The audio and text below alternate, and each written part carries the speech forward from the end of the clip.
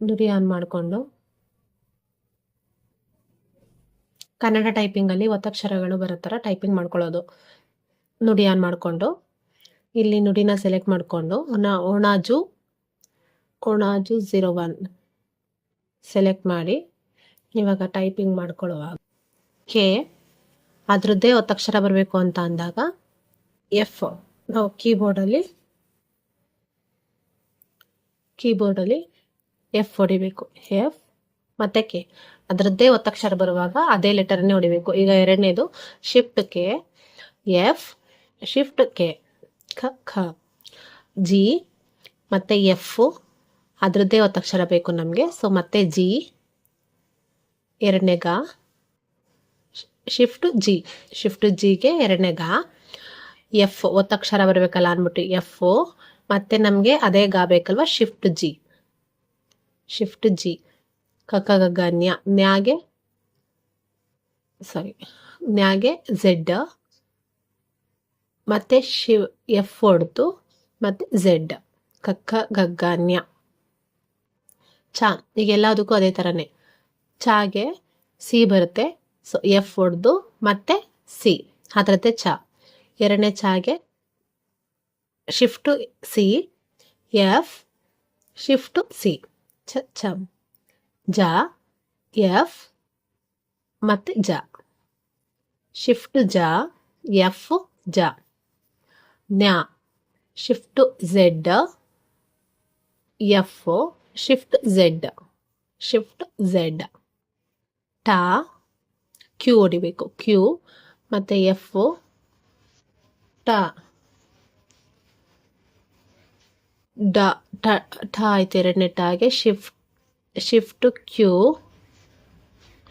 ಮತ್ತು F shift Q ಡಾಗೆ W F ಅದರದ್ದೇ ಒತ್ತಕ್ಷರ ಡಬ್ಲ್ಯೂ ಮತ್ತು ಎರಡನೇ ಡಾಗೆ shift W F shift W shift ನ ಡಡ್ಡಾಣ ಮತ್ತು ಎಫ್ ಶಿಫ್ಟ್ ನ ಶಿಫ್ಟ್ ಎನ್ ಡಡ್ಡಾಣ ತಾಗೆ ಟಿ ಎಫ್ ಟಿ ಎರಡನೇ ತಾಗೆ ಶಿಫ್ಟು ತ ಮತ್ತು ಎಫ್ ಶಿಫ್ಟು ಟಿ ಥ ದ ಡಿ ಎಫ್ ಡಿ ಎರಡನೇದಾಗೆ shift D F shift D ನಾಗೆ ನ ಮತ್ತು ಎಫ್ ನ ದದ್ದ ನ ಹ ಪಿ ಮತ್ತು ಶಿಫ್ಟು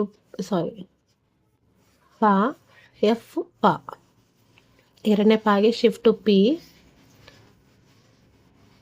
ಎಫ್ ಶಿಫ್ಟು ಪಿ ಬಾ ಎಫ್ ಬಾ shift B F shift B ಮಾ ಎಫ್ ಮಾ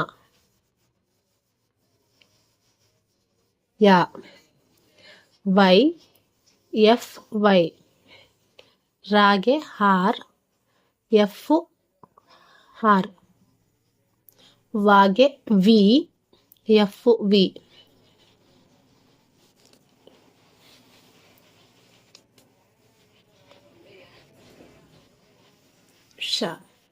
ಶಾಗೆ shift S F shift S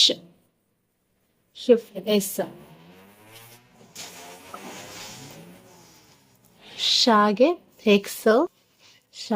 X F ಹೊಡೆದು ಮತ್ತೆ ಎಕ್ಸ್ ಸಾಗೆ ಎಸ್ ಎಫ್ ಮತ್ತೆ ಎಸ್